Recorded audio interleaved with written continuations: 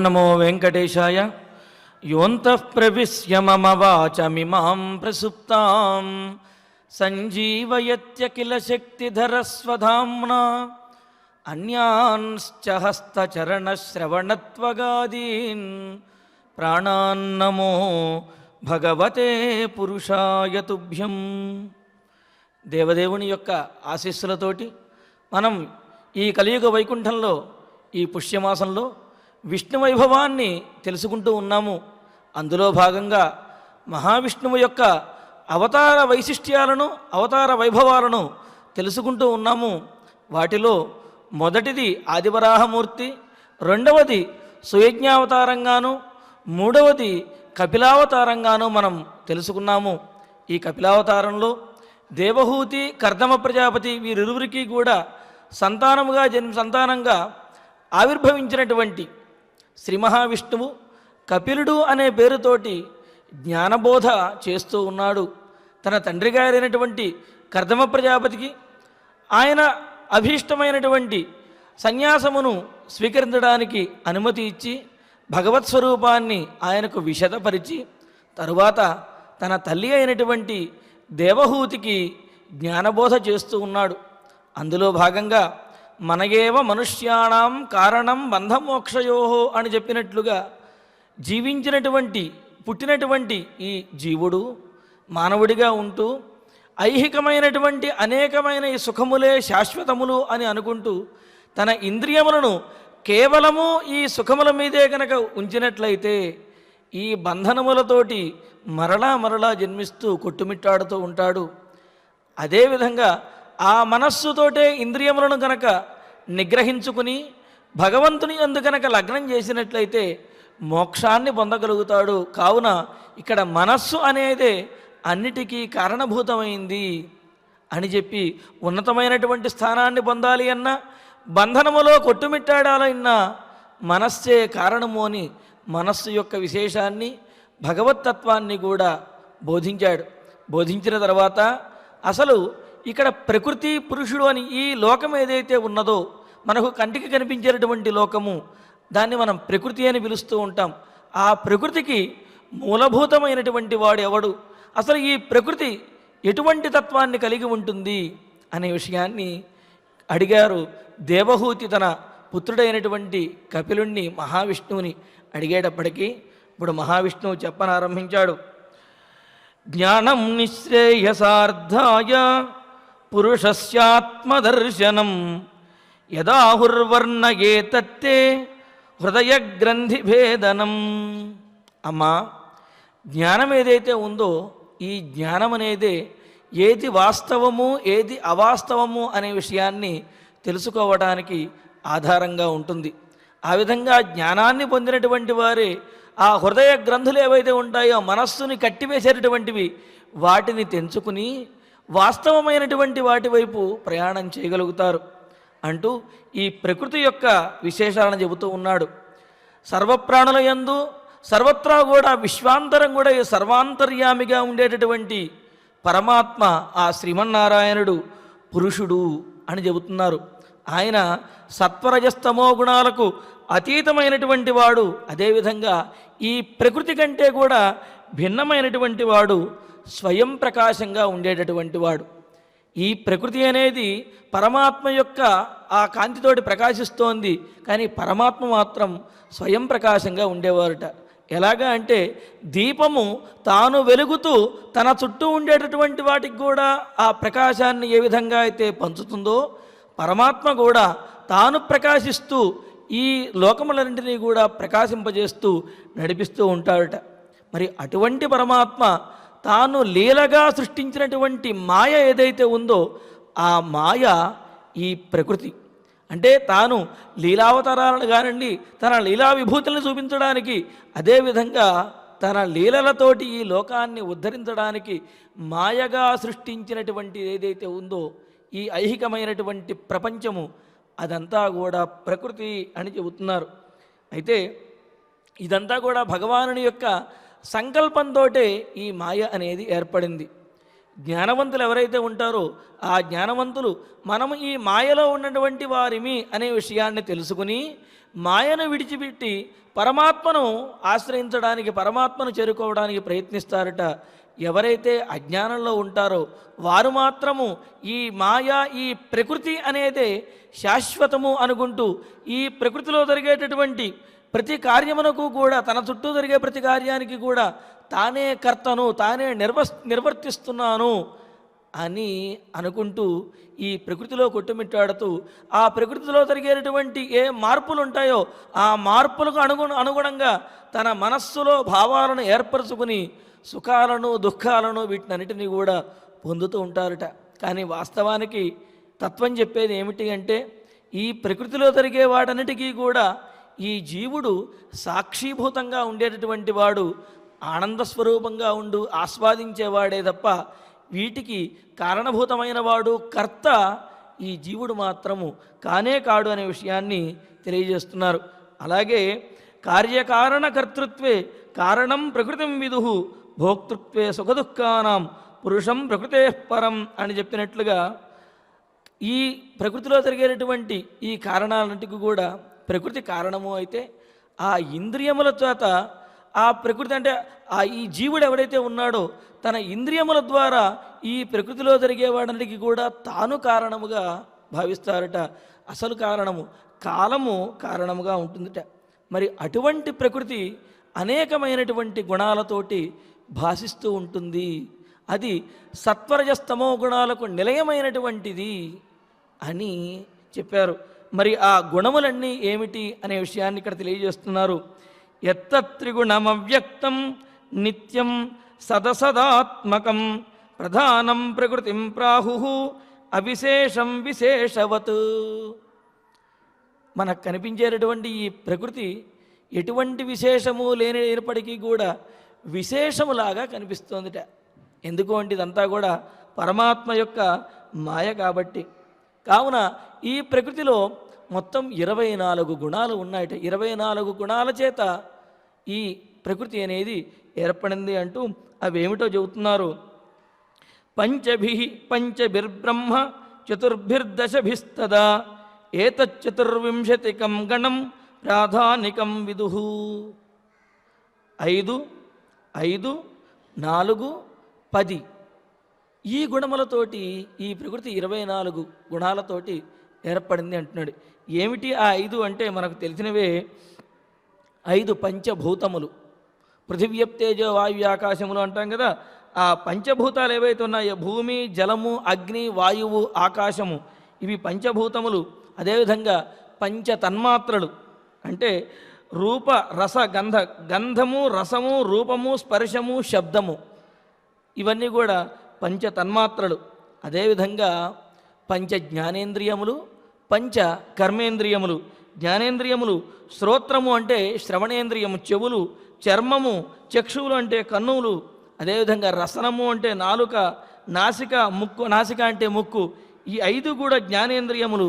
అలాగే వాక్ పాణి పాద పాయూపస్థలు అని చెప్పి 5 కర్మేంద్రియములు. వాక్కు, అదేవిధంగా మన కరములు చేతులు, మన పాదములు, అదేవిధంగా జననేంద్రియములు, పాయువు అనేటటువంటి ఈ కర్మేంద్రియములు, అదేవిధంగా మనస్సు, బుద్ధి, చిత్తము, అహంకారము అనే ఈ 4 మొత్తం పంచభూతములు, పంచ తన్మాత్రములు, పంచ జ్ఞానేంద్రియములు, పంచ కర్మేంద్రియములు, అదేవిధంగా 4 తన్మాత్రములు మనస్సు, బుద్ధి, చిత్తము, అహంకారము అనే ఈ అంతఃకరణ చతుష్టయము అంటారు.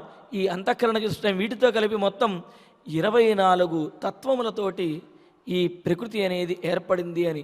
అయితే ఈ 24 తత్వములతో పాటుగా 25వది కాలము అనేది ఉంది. అది లయకారకమైనటువంటి పరమాత్మ యొక్క స్వరూపంగా భావిస్తారు. అదేవిధంగా కొంతమంది ఈ 25వదిగా అంటే 25వ తత్వంగా ఈ కాలాన్ని కూడా అభివర్ణిస్తారట.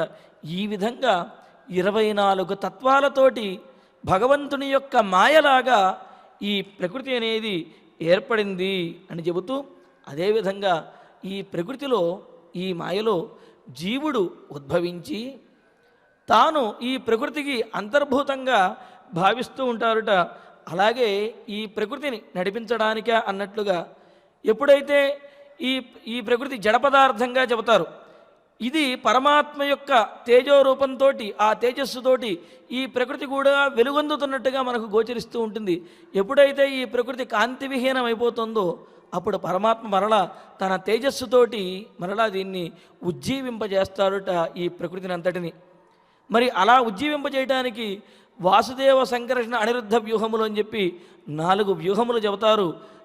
సత్వబుద్ధితోటి శాంతితోటి ఉండేటటువంటి దాన్ని వాసుదేవ వ్యూహముగాను, అదేవిధంగా కారణకర్తృత్వములు కలిగినటువంటి దాన్ని అంటే కరణత్వము కర్తృత్వము అహంకారంతో కూడినటువంటిది, అంటే ఏదైతే ఉంటుందో కర్తృత్వం అంటే చేసేటటువంటి వాడు, అదేవిధంగా చేయటానికి కారణమైనటువంటివి అని చెప్పి ఆ తత్వములు కలిగినటువంటిది ఈ ఆదిశేషుని తత్వంగా సంకర్షణ వ్యూహంగాను, అదేవిధంగా సంకల్ప వికల్పాలు ఏవైతే ఉన్నాయో మానసికమైనటువంటివి వీటికి సంబంధించినటువంటి దాన్ని అనిరుద్ధ వ్యూహంగాను, వీటన్నిటితోనూ కూడా ఈ ప్రకృతి అనేది నడిపించబడుతుంది అని చెప్పి కపిల మహర్షి తన తల్లి అయినటువంటి దేవహూతికి బోధిస్తూ ఉన్నారు.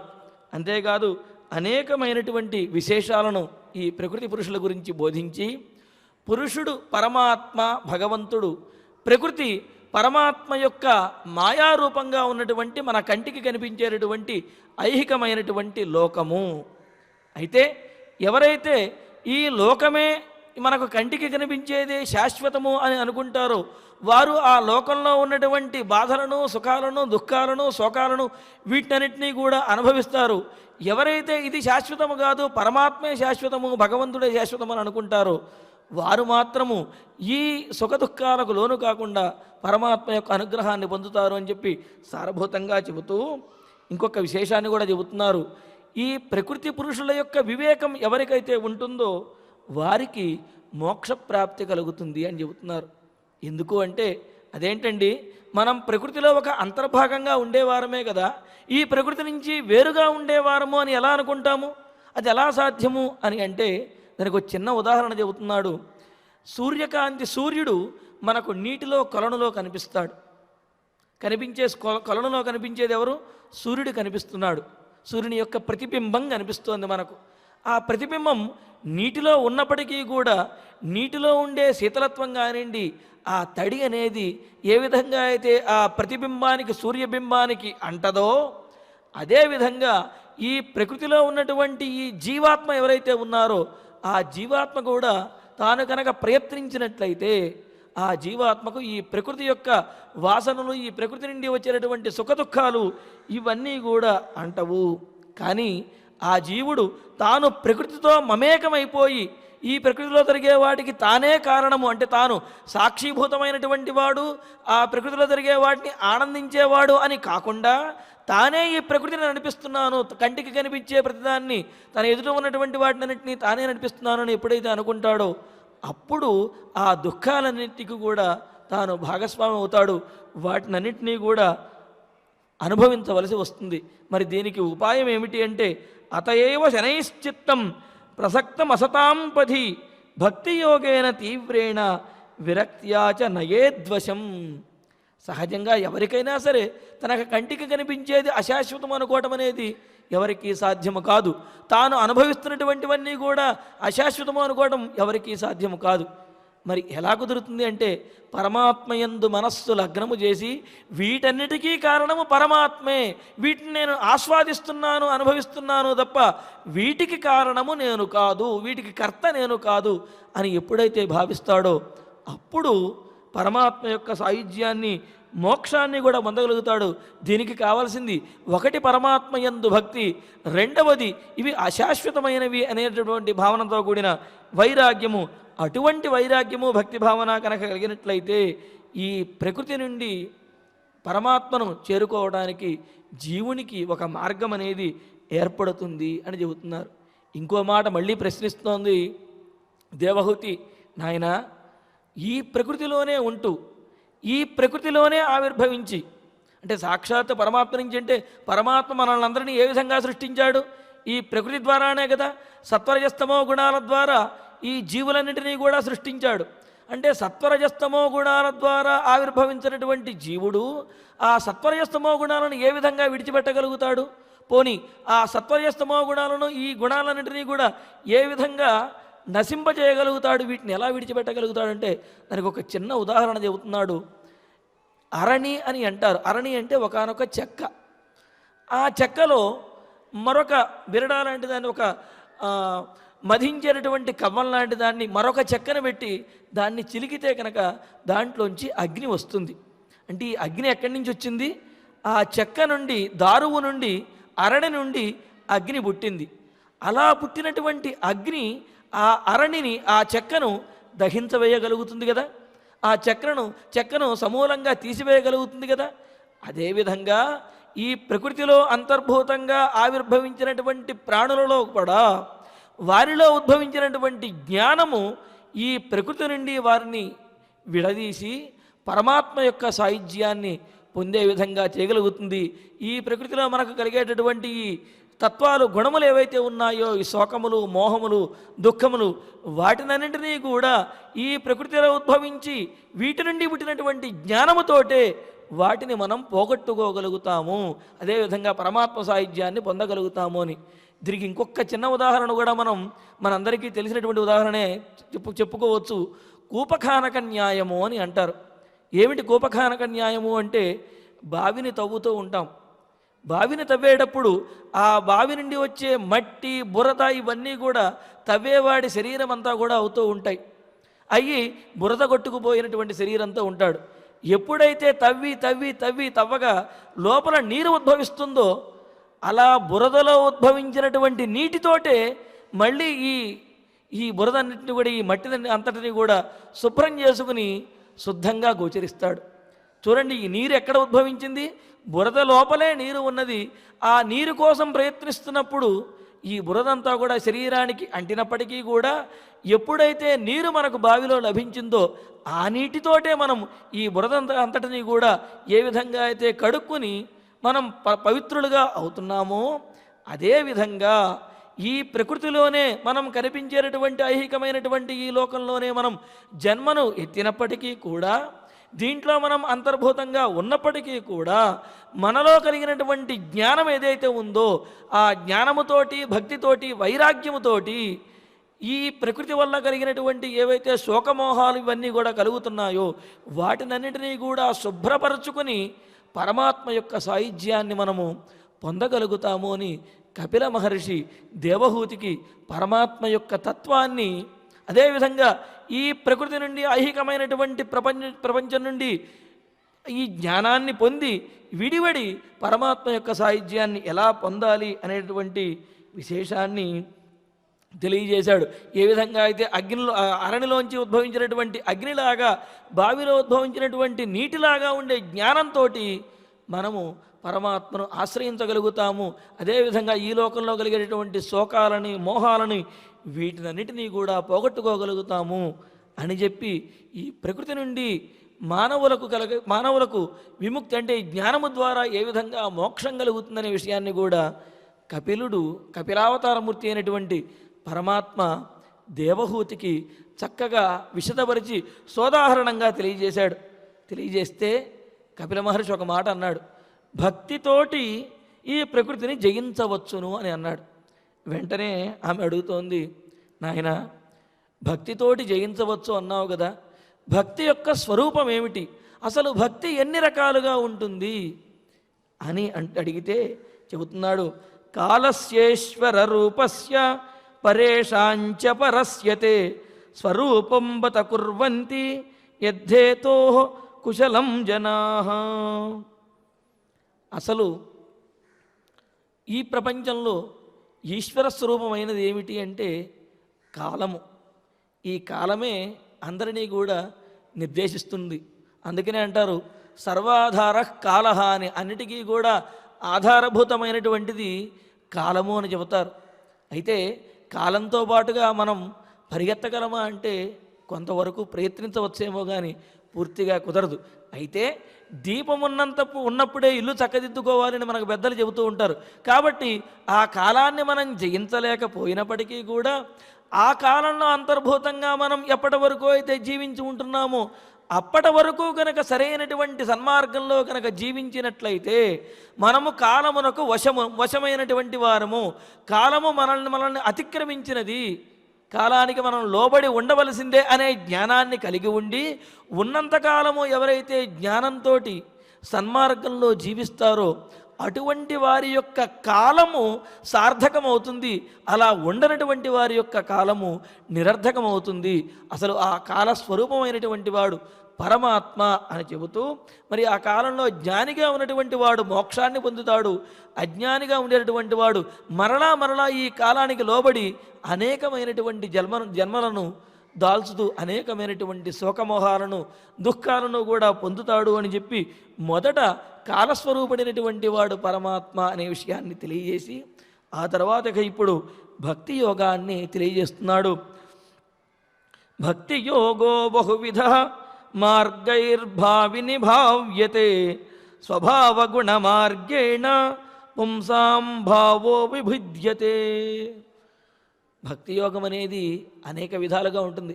అదేంటండి? భక్తి అంటే భగవంతుడికి నమస్కరించడము, భగవంతుణ్ణి మనస్సులో ధ్యానించడము. మరి అటువంటి భక్తిలో కూడా భేదాలు ఉంటాయా అంటే వారి భక్తిని ఆశ్రయించినటువంటి భక్తుల యొక్క భావాలను అనుసరించి భక్తిలో కూడా మార్పులు ఉంటాయట, భక్తిలో కూడా భేదాలు ఉంటాయట. ఆ భక్తుల యొక్క స్వభావాన్ని బట్టి భక్తిలో భేదాలను చక్కగా తెలియజేస్తున్నాడు. ఎలాగంటే అభిసందాయయో హింసాం దంభం మాత్సర్యమేవవా సంభ్రంభీ భిన్న దృగ్భావం మయి కుర్యాత్ సతామసః. భగవంతుడికి సంబంధించి అనేకమైనటువంటి ఆధ్యాత్మిక కార్యక్రమాలను చేస్తూ ఉంటారు కొంతమంది. ఎలా చేస్తూ ఉంటారు అంటే దానికి చెబుతున్నాడు. కొంతమంది గర్వంతో, కొంతమంది మేమే చేయగలము, మాకంటే ఇంకా గొప్పగా ఇంకెవరూ చేయకూడదు, ఫలానా వారు చాలా గొప్పగా చేశారండి, ఫలానా వారు దేవుని దగ్గర ఆ యజ్ఞయాగాదులు గొప్పగా చేశారండి, వారికి చాలా భక్తి ఎక్కువ అని అనిపించుకోవాలి అనే ఉద్దేశంతో ఎవరైతే భగవంతుణ్ణి ఆరాధిస్తారో, భగవంతుణ్ణి ఆశ్రయిస్తారో వారిది ఏదైతే ఉందో అంటే క్రోధముతోటి, అదేవిధంగా హింసతో కూడా ఉండేటటువంటి వారు ఎలా అయినా సరే నేనే ఈ భగవంతుడికి సంబంధించినటువంటి ఈ కార్యం నేనే చెయ్యాలి, ఇంకెవరూ కూడా చేయకూడదు, నేనే బాగా చేశానని అందరూ అనుకోవాలి అని గర్వంతో, అదేవిధంగా అసూయతోటి ఎవరైతే చేస్తారో, వాళ్ళు ఏదో చేశారు కానీ అంత గొప్పగా పూజ ఏం చేయలేదండి, నేను చేసే పూజ చాలా గొప్పది అని ఈ విధంగా అసూయతోటి, గర్వంతో, భేదబుద్ధితోటి భగవంతుణ్ణి ఆశ్రయించి భగవంతుని యందు భక్తి ఎవరైతే ప్రదర్శిస్తారో అటువంటి భక్తిని తామస భక్తి అని అంటారట. చూడండి, భక్తిలో కూడా అదొక రకమైనటువంటి భక్తి, తామస భక్తి. విషయానభిసంధాయ యశ ఐశ్వర్యమేవచ అర్చాదావర్చయేద్యో మాం పృథగ్భావ సరాజసః. ఇంకా రెండో రకమైనటువంటి మరో భక్తిని చెబుతున్నాడు. ఇది మరో భక్తి ఏమిటి అంటే నాకు ఐశ్వర్యం కావాలి, నాకు అధికారం కావాలి అని ఈ విధంగా కోరికలతో చేసేటటువంటి భక్తి ఏదైతే ఉందో అంటే ఐహికమైనటువంటి విషయముల మీద ఆసక్తితోటి ఆ విషయాలను తాను పొందాలి అనే కోరికతో ఆశ్రయించే భక్తి ఏదైతే ఉందో ఆ భక్తిని రాజస భక్తి అంటారు. తామస భక్తి కంటే కూడా ఈ రాజస భక్తి కొంత ఉన్నతమైనది అని మనం చెప్పవచ్చు. ఆ విధంగా ఐశ్వర్యాన్ని కానివ్వండి, కీర్తిని కానివ్వండి, ఐహికమైనటువంటి విషయాల కోసం చేసే భక్తి, ఉద్యోగం కావాలి, ఈ విధంగా మంచి అమ్మాయితోటి పెళ్లి జరగాలి అని ఇలాగ చేసే భక్తి ఏదైతే ఉందో దాన్ని రాజస భక్తి అని అంటారట. అలాగే కర్మ నిర్హారముద్దిశ్య పరస్మిన్వాత దర్పణం యజేద్యష్టవ్యమితి వా పృథగ్భావ ససాత్విక. ఇక మూడో రకమైనటువంటి భక్తిని చెబుతున్నారు. ఇతరులు బాగుండాలి అని, లోకము బాగుండాలి అని, అందరూ బాగుండాలి అని సంకల్పిస్తూ చేసేటటువంటిది. అదేవిధంగా తాను చేసేటటువంటి ఈ పుణ్యకార్యములన్నీ కూడా భగవంతుని యందే మనం ఏ విధంగా అయితే నారాయణాయేతి సమర్పయామి అని ప్రతిరోజు చెప్పుకుంటున్నామో అదేవిధంగా తాను చేసే ఈ పుణ్యకార్యాలు ఏవైతే ఉన్నాయో అవన్నీ కూడా భగవంతుడే చేయిస్తున్నాడు కాబట్టి వీటన్నిటికీ కర్త భగవంతుడే కాబట్టి ఆయనకే సమర్పిస్తున్నాను, తద్వారా లోకమంతా బాగుండాలి, అందరూ బాగుండాలనే ఉద్దేశ్యంతో చేసే భక్తి ఏదైతే ఉందో దాన్నే సాత్విక భక్తి అని అంటారు. ఆ విధంగా మొదటిది తామస భక్తి, రెండవది రాజస భక్తి, మూడవది సాత్విక భక్తి అని చెప్పి ఈ విధంగా భక్తి 3 రకాలని చెబుతూ ఇంకో విషయాన్ని కూడా తెలియజేస్తున్నాడు. ఎవరైతే లక్షణం భక్తి యోగస్య నిర్గుణస్య హ్యుదాహృతం అహైతుకం అవ్యవహిత యా భక్తి పురుషోత్తమే. అహైతుకి అవ్యవహిత యా భక్తి పురుషోత్తమే. ఏ విధంగా అయితే నిర్గుణుడు నిరాకారుడు అయినటువంటి పరమాత్మను ఎటువంటి కోరిక లేకుండా, అంటే ఇప్పటివరకు చూడండి, తామస భక్తిలోనేమో అందరికంటే నేను గొప్పవాడిని అనిపించుకోవాలి అని, రాజస భక్తిలో నాకు ఫలానా కోరిక నెరవేరాలి అని, సాత్విక భక్తిలో అందరూ బాగుండాలి, లోకం బాగుండాలి అని చెప్పి ఈ విధంగా ఏదో రకమైనటువంటి చిన్నపాటి కోరిక అనేది సాత్విక భక్తిలో కూడా ఉన్నది. కానీ ఎటువంటి కోరిక లేకుండా నిర్గుణుడు నిరాకారుడు అయినటువంటి పరమాత్మను ఆశ్రయిస్తూ పరమాత్మ యందే మనస్సు లగ్నం చేసి యోగంతో ఎవరైతే పరమాత్మ సర్వాంతర్యామి అయినటువంటి పరమాత్మను ఆశ్రయిస్తారో దానిని నిర్గుణ భక్తి యోగము అని అంటారట. అంటే దీనికి ఒక రకమైనటువంటి ఆకారము కానీ, ఒక రకమైనటువంటి గుణము కానీ, ఏదో ఒక కోరిక కానీ ఇవేమీ లేకుండా నిర్మలమైనటువంటి మనస్సుతోటి కేవలం పరమాత్మను ఆశ్రయించడమే విధి, ఆశ్రయించడమే అనేది మాత్రమే ఉంటూ ఎవరైతే పరమాత్మను ఆశ్రయిస్తారో భక్తితోటి ఆ భక్తిని నిర్గుణ భక్తి అని అంటారట. మరొకటి కూడా విశేషమైనది చెబుతున్నారు. సయేవ భక్తి యోగాఖ్య ఆత్యంతిక ఉదాహృత ఏనాతివ్రజ్య త్రిగుణం మద్భావాయోపపద్యతే.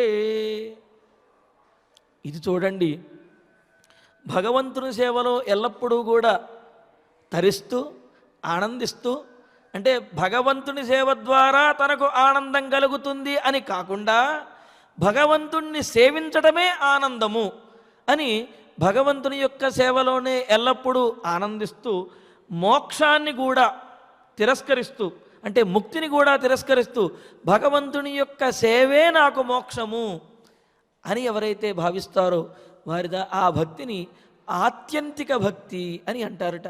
ఈ విధంగా భక్తిలో 5 రకాలైనటువంటి భేదాలను ఈ దేవహూతికి కపిలావతారమూర్తి అనేటువంటి మహావిష్ణువు చక్కగా తెలియజేశారట. మొదటిది తామస భక్తి, అంటే ఇతరుల యొక్క గొప్పగా పొగట్టం కోసం చేసేటటువంటిది తామస భక్తి. అదేవిధంగా కోరికలతో చేసినటువంటి దాన్ని రాజస భక్తి అని చెప్పి అన్నారు.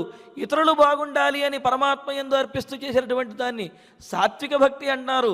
నిర్గుణుడు నిరాకారుడు అయినటువంటి పరమాత్మ యందే మనస్సు ధ్యానం చేసి యోగముతో ఆశ్రయించడాన్ని నిర్గుణ భక్తి యోగము అని అన్నారు. ఇలా కాకుండా భగవంతుణ్ణి సేవించటమే ఒకానొక మోక్షము, భగవంతుణ్ణి సేవించడమే ఆనందము, అదే పరమావధి అని ఎవరైతే భావిస్తారో దానిని ఆత్యంతిక భక్తి అని అంటారు. మరి ఆత్యంతిక భక్తి ఉదాహరణలుగా మనకు కలియుగంలో కూడా అటువంటి వారు మనకు గోచరిస్తూ ఉంటారు. ఈ కలియుగ ఆరంభంలో పెరియాళ్వారు అనేవారు ఆవిర్భవించారు. ఆళ్వారాదులు మనందరికీ కూడా భక్తి యోగాన్ని బోధించడానికి. ఆ పెరియాళ్వారులు మహావిష్ణువుని ఎల్లప్పుడూ కూడా ఆరాధిస్తూ ఉండేవారు. తన తులసి వనంతో ఆ తులసి ఆరాధన చేస్తూ పుష్పకైంకర్యం చేస్తూ ఉండేవారు. చేస్తూ ఉంటే ఆయన తనకు స్వప్నంలో గోచరించారు స్వామివారు. గోచరిస్తే, స్వామి నీవు నాకు గోచరిస్తే కనుక నా దృష్టి నీకు తగిలే అవకాశం ఉన్నది, కాబట్టి నీవు నాకు కనిపించవద్దు, నా దృష్టి తగులుతుంది, కాబట్టి నా వల్ల నీకు అపాయం జరుగుతుందేమో అని చెప్పి భగవంతుని మీద ప్రేమాతిశయంతో ఆయనకు మంగళాశాసనం చేసి ఆయనకు దృష్టి తీసినటువంటి వాడు పెరియాళ్వారులు. మరి ఆ విధంగా పరమాత్మ యొక్క సేవే ఆనందము, అదే మోక్షము అని భావించేటటువంటి వారు ఎవరైతే ఉంటారో వారిది ఆత్యంతికమైనటువంటి భక్తి అని చెబుతారు. దాన్ని ఆత్యంతిక భక్తి అంటారు. ఈ విధంగా భక్తి యోగాన్ని కూడా, భక్తిలో ఉన్నటువంటి భేదాలు, వీటినన్నిటినీ కూడా కపిలుడు చక్కగా తన తల్లి అయినటువంటి దేవహూతికి ఎంతో గొప్పగా బోధించాడు. బోధించిన తర్వాత మరి ఇంకా ఆమె అడుగుతోంది, నాయన ఈ జీవుడు ఏ విధంగా అయితే భక్తితోటి పరమాత్మను ఆశ్రయించాలి అనే విషయాన్ని తెలియజేశావు. అసలు ఈ జీవులలో గొప్పవారు ఎవరు, ఏ విధంగా ఈ క్రమం ఏమిటి అని అంటే సమస్తమైనటువంటి ఈ ప్రపంచంలో చేతనాచేతన ప్రపంచంలో చేతనమైనవి అచేతనమైనవి అనేకమైనవి ఉన్నాయి. వాటిల్లో అచేతనమైన వాటికంటే కూడా చేతనమైనవి ఒకంత శ్రేష్టమైనవిగా చెబుతారు. అటువంటి చేతనమైన వాటిల్లో కూడా స్థావరములు జంగమములు అని ఉన్నాయి. వాటిల్లో స్థావరములైనటువంటి వృక్షములు ఏవైతే ఉన్నాయో వాటికి స్పర్శజ్ఞానం అనేది ఉంటుందిట. వృక్షములకి స్పర్శజ్ఞానం ఉంటుందిట. అలా స్థావరములుగా ఉంటూ స్పర్శజ్ఞానం కలిగినటువంటి వృక్షముల కంటే కూడా రసజ్ఞానము రుచి తెలిసినటువంటి ప్రాణులు ఏవైతే ఉన్నాయో ఆ ప్రాణులు శ్రేష్టమైనవి ఉత్తమమైనవి అని చెబుతున్నారు. చూడండి, ముందు అచేతనమైన దానికంటే కూడా చేతనమైనది శ్రేష్టమైనది ఉత్తమమైనది. ఆ చేతనమైన వాటిల్లో కూడా ఏవైతే ఈ స్పర్శ జ్ఞానం కలిగినవి ఏవైతే ఉన్నాయో అవి స్థావరమననం, అవి శ్రేష్టమైనవి అని. వాటికంటే కూడా చేతనంగా ఉండేటటువంటి అంటే రసజ్ఞానం రుచి తెలిసినటువంటి ప్రాణులు ఉత్తమమైనవి అని చెబుతూ, అంతకంటే కూడా వాసనా జ్ఞానం ఘ్రాణేంద్రియము ద్వారా వాసన తెలుసుకోగలిగినటువంటి ప్రాణులు ఏవైతే ఉన్నాయో ఆ వాసన తెలుసుకోగలిగినటువంటి ప్రాణులు ఉత్తమమైనవి అని చెబుతూ ఇంకో మాట అంటున్నాడు. అంతకంటే కూడా అంటే ఏమిటి? స్పర్శ జ్ఞానము, రుచి రసజ్ఞానము, ఈ విధంగా ఘ్రాణము వాసనా జ్ఞానము కంటే కూడా శబ్దజ్ఞానం కలిగినవి ఏవైతే ఉన్నాయంటే మనమనమాట మానవులం. ఈ శబ్దజ్ఞానం కలిగినటువంటి ఎవరైతే ఉంటారో వాళ్ళు గొప్పవాళ్ళు. అదేవిధంగా ఈ శబ్దజ్ఞానంతో పాటు శబ్దజ్ఞానం అనేది జంతువులకు కూడా ఉంటుంది. కాబట్టి ఈ జంతువులు ఏవైతే ఉన్నాయో ఈ స్పర్శ జ్ఞానము అదేవిధంగా రసజ్ఞానము వీటికంటే కూడా శబ్దజ్ఞానం కలిగిన జంతువులు ఏవైతే ఉన్నాయో అవి ఉత్తమమైనవి. వాటికంటే కూడా రూపజ్ఞానం కలిగినటువంటి పక్షులు ఉత్తమమైన పక్షులకి రూపజ్ఞానం కూడా ఉంటుందిట. ఆ విధంగా రూపజ్ఞానం కలిగినటువంటి పక్షులు ఉత్తమమైనవి. వాటికంటే కూడా ఈ 4 కాళ్ళు కలిగినటువంటి జంతువులు వీటికి శబ్దజ్ఞానము, రసజ్ఞానము, రూపజ్ఞానము ఇవన్నీ ఉంటాయి. కాబట్టి జంతువులు అవి గొప్పవి.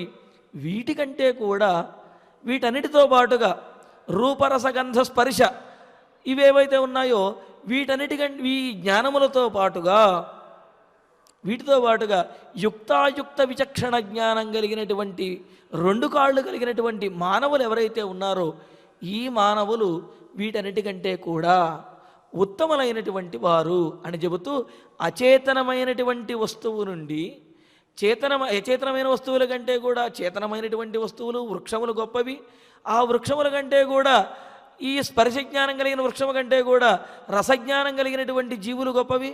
వాటికంటే కూడా శబ్దజ్ఞానం కలిగినటువంటి జీవులు గొప్పవి. వాటికంటే రూపజ్ఞానం కలిగినటువంటి పక్షులు గొప్పవి. వాటికంటే కూడా ఈ జ్ఞానములన్నీ కలిగినటువంటి 4 కాళ్ళ జంతువులు గొప్పవి. వాటికంటే కూడా అత్యున్నతమైనటువంటి ఆత్మజ్ఞానము అదేవిధంగా యుక్తాయుక్త విచక్షణ జ్ఞానం కలిగినటువంటి ధర్మము తెలిసినటువంటి మానవులు వీటన్నిటికంటే కూడా శ్రేష్టమైనటువంటి వారు అని చెబుతూ, మరి మానవులలో కూడా ఏమైనా క్రమం ఉన్నదా అంటే మానవులలో కూడా మొదట వేదవేత్తలు, వీరికంటే కూడా వేదార్థము తెలిసినటువంటి వారు, వీరికంటే కూడా శాస్త్రజ్ఞానంతో ఇతరుల యొక్క సంశయములను ఏవైతే ఉంటే సంశయాలు ఆ సంశయాలను తీర్చగలిగేటువంటి వాళ్ళు గొప్పవాళ్ళు. అదేవిధంగా ధర్మజ్ఞానం కలిగినటువంటి వాళ్ళు అంతకంటే గొప్పవాళ్ళు. ఈ లోకంలో ఉన్నటువంటి బంధాల వేటికి కూడా లోబడినటువంటి వాళ్ళు అంతకంటే గొప్పవాళ్ళు. వీరందరికంటే కూడా సర్వధర్మముల కంటే కూడా భగవంతుని యొక్క భక్తే గొప్పది అని ఎవరైతే భావిస్తారో వారు ఎవరైనా కానివ్వండి, అటువంటి వారు భగవంతుణ్ణి ఆశ్రయించేవారు వీరందరికంటే కూడా గొప్పవారు అనే విషయాన్ని కపిలుడు చక్కగా తెలియజేశాడు. ఎందుకు అంటే భగవంతుణ్ణి ఆశ్రయించే వాళ్ళే వీరందరికంటే కూడా వేదము, వేదార్థము, శాస్త్రములు, ధర్మములు వీటన్నిటికంటే తెలిసినటువంటి వాళ్ళు ఆ భగవంతుని ఆశ్రయించిన వాళ్ళే గొప్పవాళ్ళని ఎందుకు చెబుతున్నాడు అంటే ఇవి ఎన్ని తెలిసినప్పటికీ కూడా ఈ శరీరం ఏదైతే ఉందో శీర్యతే ఇది శరీరం అనేది క్షీణించే గుణం కలిగింది కాబట్టి దీన్ని శరీరము అన్నాం. ఈ శరీరం ఉన్నంత వరకే వీటినన్నిటినీ కూడా ఆశ్రయించి మన గొప్పలను కానివ్వండి అదేవిధంగా మనం భగవంతుని ఆశ్రయించగలుగుతాం. అయితే మనస్సుతో భగవంతుణ్ణి ఆశ్రయించాలి అంటే ఈ విద్యలు ఇవన్నీ అవసరము లేదు. ఏ వయసులో అయినప్పటికీ కూడా శరీరం క్షీణించినప్పటికీ, కదలలేకపోయినా, మాట్లాడలేకపోయినా, ఏ విధంగా అయినా సరే మంత్రంలో పడ్డ తర్వాత అయినా సరే భగవంతుణ్ణి ఆశ్రయించేటటువంటి అవకాశం అనేది ఉంటుంది. కాబట్టి ఆ విధంగా భగవంతుణ్ణి ఎవరైతే ఆశ్రయిస్తారో అంటే వీడి శరీరంలో సామర్థ్యము సత్తా ఉన్నప్పటి నుండి కూడా భగవంతుణ్ణి ఎవరైతే ఆశ్రయిస్తారో వారు అందరికంటే కూడా గొప్పవారు. కాబట్టి ఈ ప్రపంచంలో భగవంతుణ్ణి ఆశ్రయిస్తూ ఇవన్నీ కూడా ఐహికమైనవన్నీ కూడా అశాశ్వతములు, భగవంతుడే మోక్షాన్ని ఇచ్చేవాడు అని భావించేవారే అందరికంటే కూడా గొప్పవారు అని చెప్పి చక్కగా భగవత్తత్వాన్ని, తత్వ యోగాన్ని కూడా ఈ కపిల మహర్షి చక్కగా తన తల్లి అయినటువంటి దేవహూతికి వివరించి మరిన్ని విశేషాలను, అష్టాంగ యోగానికి సంబంధించినటువంటి విశేషాలను, అదేవిధంగా జీవుడు తాను గతించిన తర్వాత ఏ విధంగా ఆ పరమాత్మను చేరుకుంటాడు అని అంటే, తాను గతించిన తర్వాత 2 మార్గములలో ఇతర లోకానికంటే ఉత్తమ లోకాలకి, ఇతర లోకానికి వెళతాడు అని చెబుతున్నారు. ఏమిటి అంటే, ఒకటి ధూమ మార్గము అని, రెండవది అర్చిరాది మార్గము అని అన్నారు.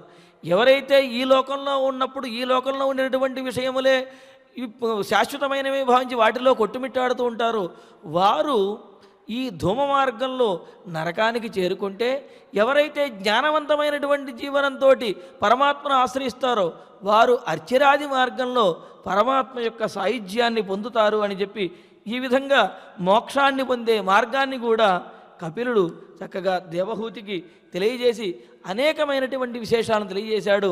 తద్వారా ఆ దేవహూతికి ఆత్మజ్ఞానము కలిగి ఆమె కూడా పరమాత్మను ఆశ్రయించి పరమాత్మ యొక్క సాయుధ్యాన్ని పొందింది. ఈ విధంగా లోకమంతటికీ కూడా ఏది శాశ్వతము ఏది అశాశ్వతము అనే విషయాన్ని బోధించడానికే, ఈ భక్తి యోగాన్ని బోధించడానికే, జ్ఞానబోధ చేయడానికి కపిలునిగా పరమాత్మ తన 3వ అవతారాన్ని దాల్చి ఈ లోకాన్ని అనుగ్రహించాడు అని చెప్పి చక్కగా మనకు భాగవతం ద్వారా తెలుస్తున్నది. ఎవరైతే ఈ కపిల మహర్షి యొక్క బోధనను, ఈ అవతార విశేషాలను వింటారో వారికి కలిగేటటువంటి ఫలములను కూడా ఇక్కడ చక్కగా తెలియజేస్తున్నారు. యైదం అనుశృణోతి యోభిధత్తే కపిలమునేర్మతం ఆత్మయోగ గుహ్యం భగవతి కృతధీ సుపర్ణకేతౌ ఉపలభతే భగవత్పాదారవిందం. ఎవరైతే ఈ భక్తి యోగాన్ని, కపిల మహర్షి బోధించినటువంటి ఈ జ్ఞానాన్ని ఎవరైతే వింటారో, ఎవరైతే వినిపిస్తారో వారు భగవంతుని యొక్క పాదారవిందములను చేరుకుంటారో, భగవంతుని యొక్క పరిపూర్ణమైనటువంటి అనుగ్రహానికి పాత్రులవుతారనే విషయాన్ని చక్కగా మనకు కపిల మహర్షి ద్వారా తెలుసుకుని భాగవతం ద్వారా మనమంతా కూడా తెలుసుకున్నాము.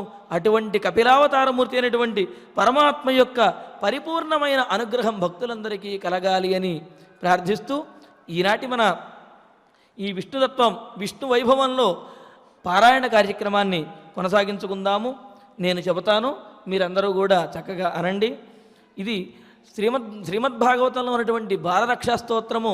ప్రేక్షకులు స్వామి ఈ సంకటమైనటువంటి పరిస్థితుల్లో మీరు ఈ బాలరక్షా స్తోత్రాన్ని మరిన్ని రోజులు కొనసాగించండి, ఎందుకంటే మన పిల్లలందరికీ కూడా భగవానుడు సంరక్షకుడిగా ఉండి తీరాలి అని వారు పరిపరి విధాలుగా అడుగుతున్నారు. అందుకనే మరలా మనం ఈ బాలరక్షా స్తోత్రాన్ని పఠించుకుందాము. అవ్యాదజోంఘ్రిమణిమాన్ తవజాన్వధోరు యజ్ఞోచ్యుతః కటితటం జఠరం హయాస్యః హృత్కేశవః వదుర ఈశః ఇనస్తు కంఠం విష్ణుర్భుజం ముఖమురుక్రమః ఈశ్వరః కం చక్ర్యగ్రతః సహగదః హరిరస్తు పశ్చాత్ త్వత్పార్శ్వయోః ధనురసి మధుహాజనశ్చ కోణేషు శంఖ ఉరుగాయ ఉపర్యుపేంద్రః युपेन्द्रः तार्क्ष्यः क्षितौ तार्क्ष्यः क्षितौ हलधरः हलधरः पुरुषः समन्तात् पुरुषः समन्तात् इंद्रियाणि हृषीकेशः इंद्रियाणि हृषीकेशः प्राणान्नारायणोऽवतु प्राणान्नारायणोऽवतु श्वेतद्वीपपतिश्चित्तम् श्वेतद्वीपपतिश्चित्तम् मनो योगेश्वरोऽवतु मनो योगेश्वरोऽवतु कृष्णिगर्भस्तु ते बुद्धिम् वृष्णिगर्भस्तु ते बुद्धिम् आत्मानं भगवान् परः आत्मानं भगवान् परः क्रीडन्तं पातु गोविन्दः क्रीडन्तं पातु गोविन्दः शयानं पातु माधवः शयानं पातु माधवः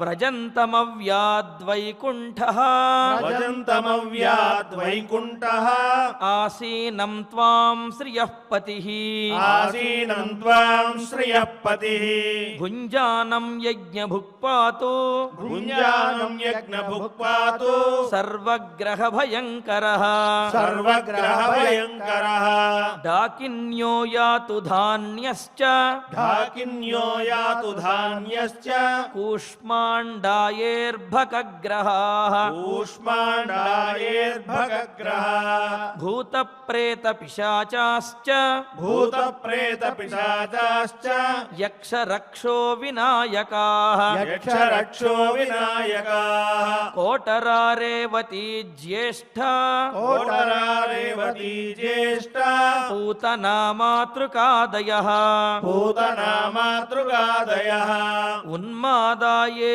ह्यपस्माराः उन्मादाये ह्यपस्मारा देहप्राणेन्द्रियद्रुहः देह प्राणेन्द्रियद्रुहः स्वप्नदृष्टा महोत्पाताः स्वप्नदृष्टा महोत्पाता वृद्धबालग्रहाश्च ये वृद्धबालग्रहाश्च ये सर्वे नश्यन्तु ते विष्णोः सर्वे नश्यन्तु ते विष्णो नामग्रहणभीरवः नामग्रहणभीरवः इति इति श्रीमद्भागवते श्रीमद्भागवते दशमस्कन्धे दशमस्कन्धे శ్రీబాలరక్షాస్తోత్రం శ్రీబాలరక్షాస్తోత్రం ఈ బాలరక్షా స్తోత్రాన్ని పఠించడం ద్వారా పిల్లలకు మన చిన్నపిల్లలకు ఏవైతే బాలారిష్టాలు బాలగ్రహ దోషాలు ఉన్నాయో ఇక్కడ చూడండి డాకిని యాతుధాన్యశ్చ యాతుధాన అంటే రాక్షసులు అని అర్థము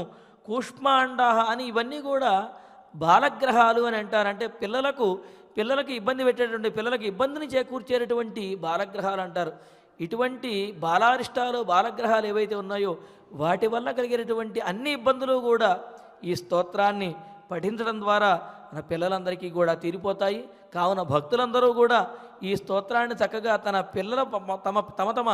పిల్లల వద్ద పఠిస్తూ ఆ కుంకుమను వారి యొక్క నుదుటిన కనుక ఉంచినట్లయితే పరమాత్మ యొక్క అనుగ్రహంతో పరమాత్మే వారికి సంరక్షకునిగా ఉండి పిల్లలందరినీ కూడా సంరక్షిస్తాడు అని మనకు భాగవతం ద్వారా తెలుస్తోంది. మరి ఇక ఇప్పుడు మన ప్రవచనంలో కానివ్వండి పారాయణలో కానీ ఏవైనా పొరపాట్లు దోషములు కనుక ఉన్నట్లయితే మన్నించమని స్వామిని ప్రార్థిస్తూ క్షమాప్రార్థన మంగళాదులతోటి మన కార్యక్రమాన్ని సుసంపన్నం చేసుకుందాము.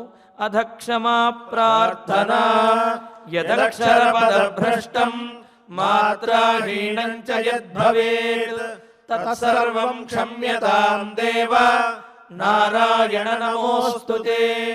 అథ భగవత్ సమర్పణం కాయేన వాచా మనసేంద్రియైర్వా బుద్ధ్యాత్మనా వా ప్రకృతే స్వభావాత్ కరోమి యద్యత్ సకలం పరస్మై నారాయణాయేతి సమర్పయామి.